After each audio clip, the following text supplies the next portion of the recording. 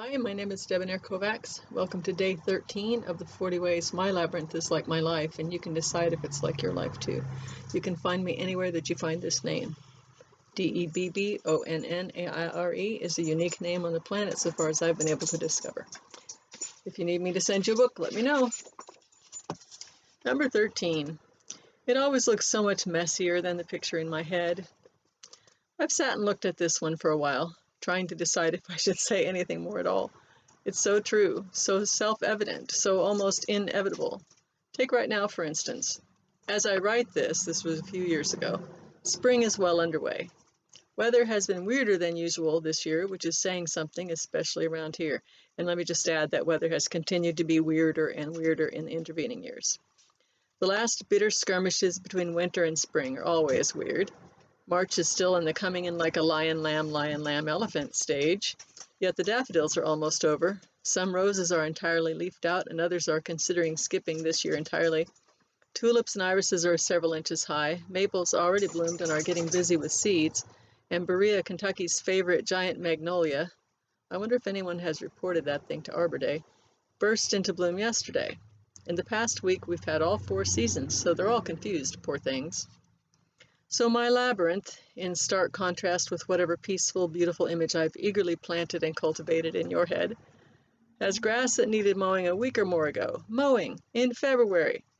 Weeds up to a foot high in the edges and borders, leafy berry vines, budding grapevines, no sign of action at all in the fruit trees, which I worried over so much when it was 60s all the way through January and February.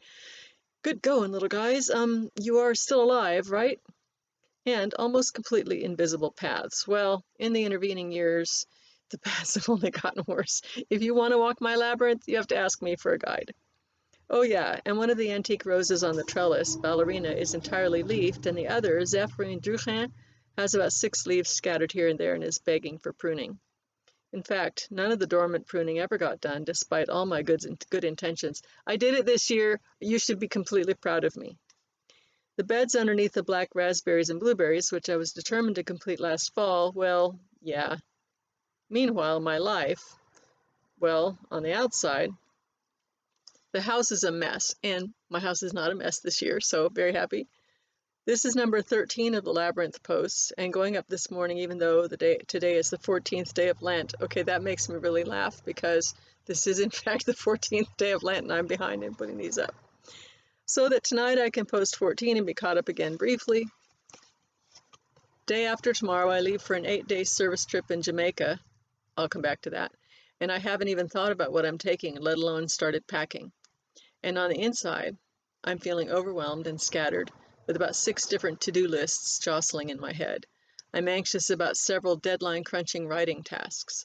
My devotions are feeling somewhat mechanical. Emotions are, well, come to think of it, they're a lot like the weather these last few weeks. I wonder why I keep and treasure and nurture that picture of the perfect labyrinth and the perfect life anyway.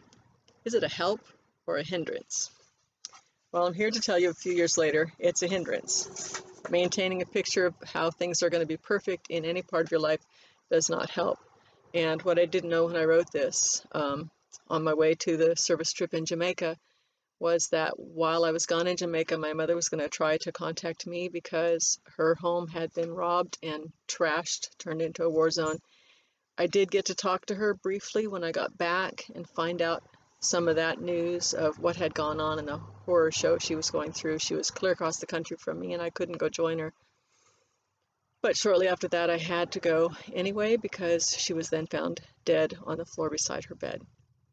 So when I wrote this stuff, I had no idea what kind of chaos was about to erupt into my life, that I was complaining because it wasn't perfect. This year, as I put these into video form, is 2020. It's March instead of February, and coronavirus, COVID-19, is kind of rampaging around the world. And so again, people are not sure. Some people have already had their lives drastically altered by illness or even death of someone that they've loved. Thousands more are getting sick.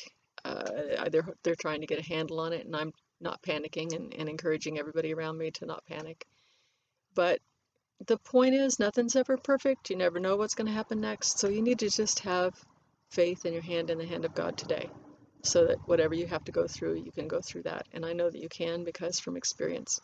I have gone through a lot of the things that people can go through on this planet.